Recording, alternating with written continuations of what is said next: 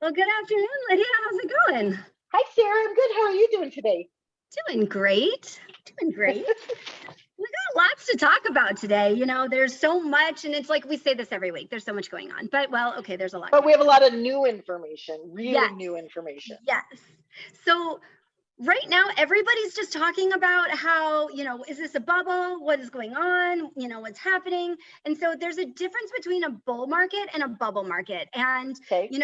all the economists, we're all looking at the numbers. We're in a bull market. And the difference is it false demand or true demand? And a way to measure demand is based on, are people living in the properties? What are they using the properties for? Is it to park money in, or for like families to live in? And they're families that are living in.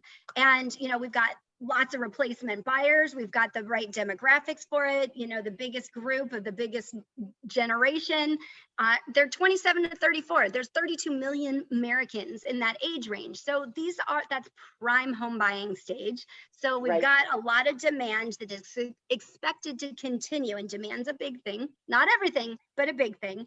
And you look at rents are increasing. When we had the bubble in 2005, rents were actually decreasing. Rents are increasing now faster than sales because, again, people are occupying properties. There's not a lot of speculation today. There's not a lot of, buying on mass amount of credit. These are the borrowers that are buying properties today are credit worthy borrowers that are putting money down. It's huge differences. I could go on, but it really comes down to, kind of what's happening. And when you're evaluating this, you always want to look at both supply and demand. Combined, that's how you can really figure it out. Our demand is not crazy high. It's about 7.5% above normal. Not crazy high, but what's making it so intense with such massive appreciation is that our inventory levels are 77% below normal.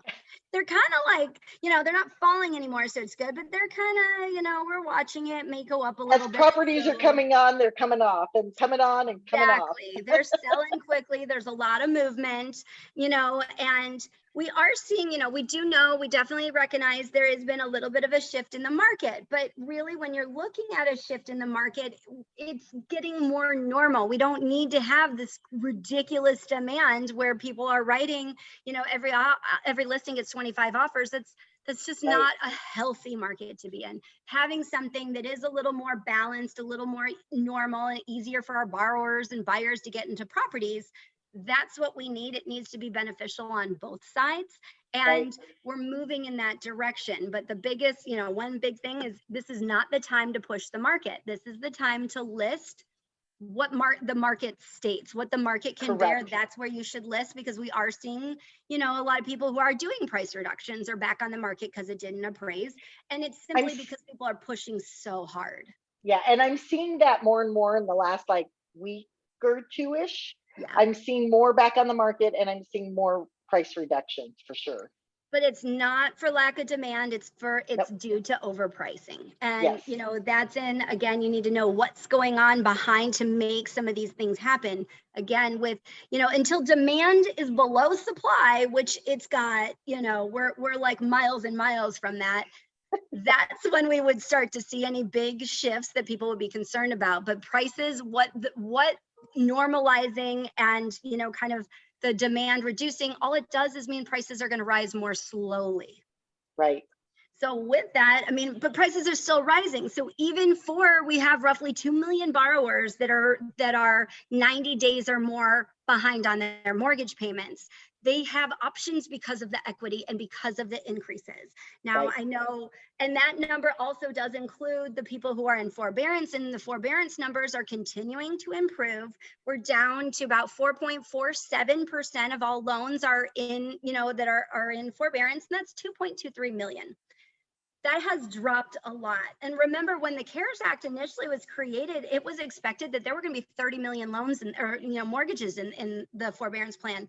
It maxed out at 8, and now we're down to 2.23. So things are really going in the right direction, which is a benefit to everybody. And, when you look at it by stage, it's about 12.8% of loans are in their initial stage in forbearance. The big group is 82.3%. They're on extension. This is the group that's going to be the ones that are more than that 90 plus days late, things, that's really the group to watch. And then the remaining are 4.9% are reentries. And that's, kind of right around where we've been over the last few weeks.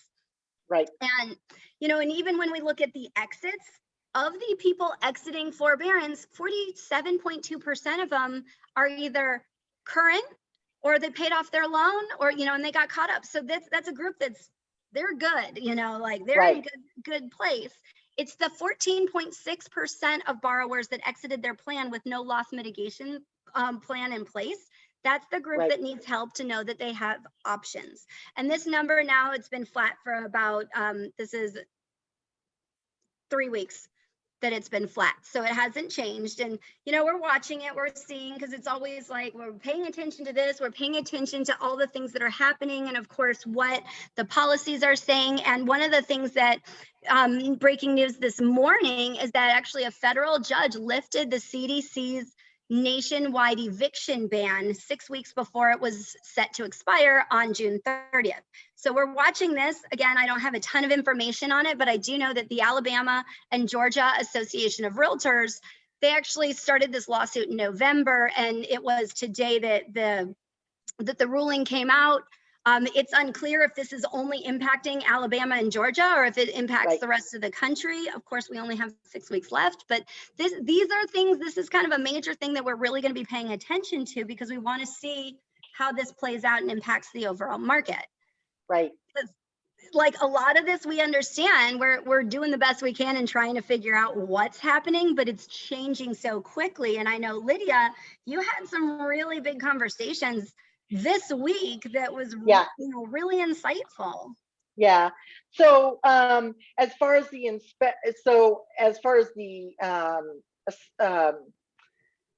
servicing company is concerned, I'm still getting consistent inspection. So that hasn't changed. They're not extra large or not coming on as much. So, but I did talk to one of my asset managers yesterday. And what was so interesting was we were discussing some of the late forbearances and what's going on in the market. Obviously, you and I are in Arizona and we have low inventory. He was talking, it's not just Arizona and Texas, and Utah, it's everywhere across the country. Everybody's got low inventory and we just don't have a lot of homes up there.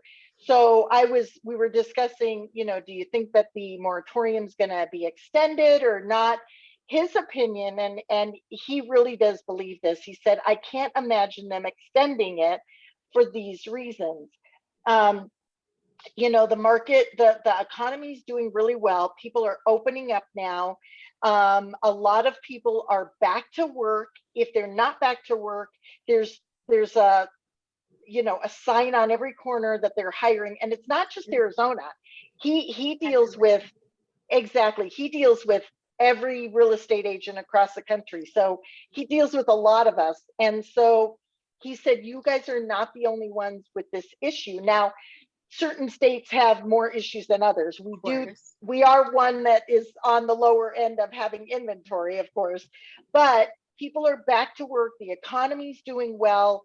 There really is no reason for the government to extend the moratorium at this point. Now, we don't know if they're going to extend it or not, but we were both in agreement that there really would be no reason for them to extend it. So we were discussing, during this whole last year, since about July-ish, I've been getting more and more inspections, more and more BPOs, which they just really want to know what the values of the properties are, what the conditions of the property are, and if the property looks like it's occupied or vacant. Unlike 12 years ago, when a lot of those properties were vacant, these properties are not vacant. People were staying in last year because of the pandemic. So I would say probably 99% of them were occupied or are occupied, I should say. Yeah. So we were discussing all these forbearances going into a foreclosure situation if need be. And I said, you know, you got to give me some time because I want to make sure my systems are in place because I want to do a good job when they drop them to me. And he said, well, you and I are in the same boat. He said, we have been hiring more staff in-house, and we have actually been, you know, trying to get them all ramped up, because he goes, the one thing we don't want is to drop the 200,000 that we have on our end, because that will cause a clogging of getting them out to you guys as far as listings are concerned with the bank-owned properties. So what that told me was that I am assuming that that 200 drop, approximately 200 drop, means that those are late forbearance. Now, some of them aren't probably forbearances. They probably were already having issues prior to it, but because of the moratorium, they were stuck in that foreclosure situation. So, but that being said, this is just one servicer that has 200,000. So if you think about all the other servicing companies, all the other banks, and my broker even asked me today, she said, I wonder what they're going to do with some of these people that, if they're going to try to get them caught up. And we were discussing some of the, how do you think they're going to do it? And if you remember back 12 years ago, before all the short sales, a lot of them were doing, what do you call them? Loan modifications. And I think that could be what, you know, the process, I'm not saying it could be that it definitely is going to be this way, but I think they're going to try to do loan modifications first. And then if they can't do loan modifications, there's going to be foreclosures and short sales at that point. Now, hopefully there's still enough equity in people's homes that they can sell them and take the equity and, you know, revamp and get back into the market later on. So for you and I think the reason why we want to do this, and the reason why we started this 10 months ago, was because we saw, you know, we saw the fact that there were some concerns with the forbearances, and a lot of people didn't know what they got into. There are some people that have taken advantage of the system, like there always is. But we've really got to be careful on how we get them out so that we don't end up losing all their equity. And that really is important. Definitely. Because there's so much equity right now.